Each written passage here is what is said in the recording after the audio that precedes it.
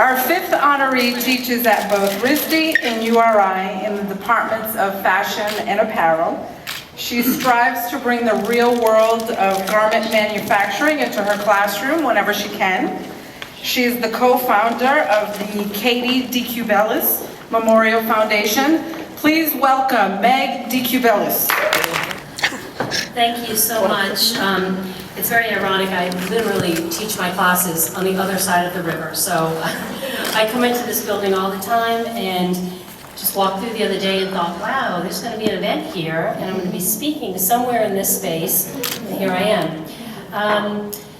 I appreciate this honor and I want to thank everyone at the Girl Scouts for putting this together. I know what it's like to do events like this because all too well I do them for a few organizations.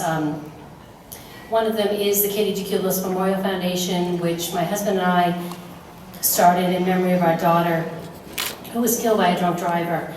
And I grew up, gosh, let's think, as the youngest of four girls. And it's interesting to think about Girl Scouts and Brownies because when I was a child, as the youngest of four girls, we did, Girl Scouts and Brownies. It was just the way it was. We were busy women, and we grew up in Warwick, and two of my sisters are here this evening supporting me and my good friend, who were all Girl Scouts. And at the time, there were not as many opportunities for girls in both sports and activities. So Girl Scouts was a great way to have another extracurricular activity. I loved it, and actually it was in Pontiac School, which was not far from where the Girl Scouts headquarters is now.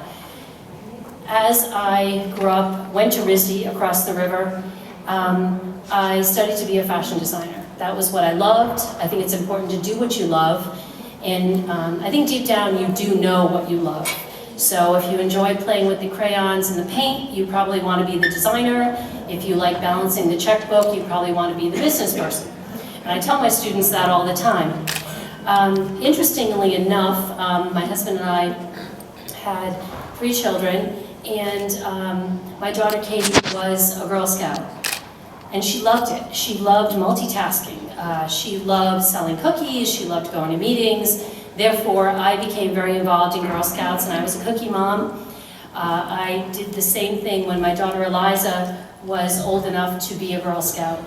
And it's interesting when you are a Girl Scout as a young girl, and then you are a mom of a Girl Scout, and you see things differently. And I see what my girls enjoyed in Girl Scouts, and it was that sense of entrepreneurship. They loved selling cookies. I remember Eliza selling so many cookies because she wanted to get the big prize. And whatever that big prize was that year, she was very excited about that. And I think I remember correctly her selling cookies to her brother's friends. And her brothers, when the cookies came in, she said to her brother's friends, her brother Kyle, your cookies came in, now make sure that your friends come, and if they come here, I'm not going to give them the cookies without getting the money, because she was tough.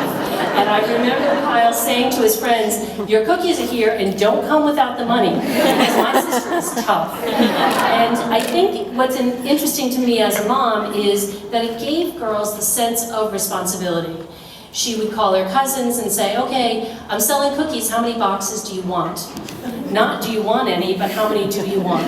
So it sort of was that empowering, I think, of, I have a little business and I'm kind of running it and it's safe and my mom's going to help me, and she'd walk up to house doors and say, hi, I'm Eliza and I'm selling Girl Scout cookies, and she'd rattle off all the cookies of the year, and the person at the door would say to me, wow, she's really good.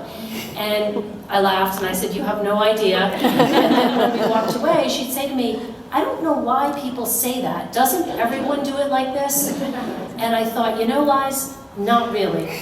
But she had a sense of commitment and excellence that I think is fostered through the Girl Scouts. And I am so proud to be here as part of that, because I find that there are too many places in the world where mediocrity is okay.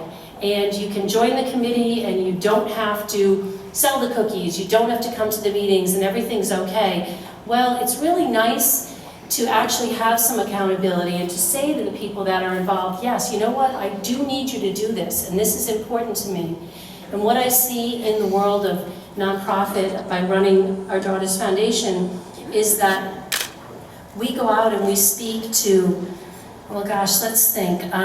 This next month alone, we're speaking to 10 high schools in the Massachusetts, Rhode Island area on the dangers of drunk driving and substance abuse. And my husband and I are the traveling roadshow, and we travel around and we speak. And it is about that. It's about making good decisions, and it's about accountability. So my life has so paralleled what the Girl Scouts have meant to me, either consciously or subconsciously, my whole life. So I feel really honored to be a part of this group, a part of this very strong women's society, which makes me feel really good about what I do and what we can do as a team. And I think we have so much more power than we realize. So I want to thank everyone here for being here and for enjoying this evening. And I want to thank the Girl Scouts for this honor.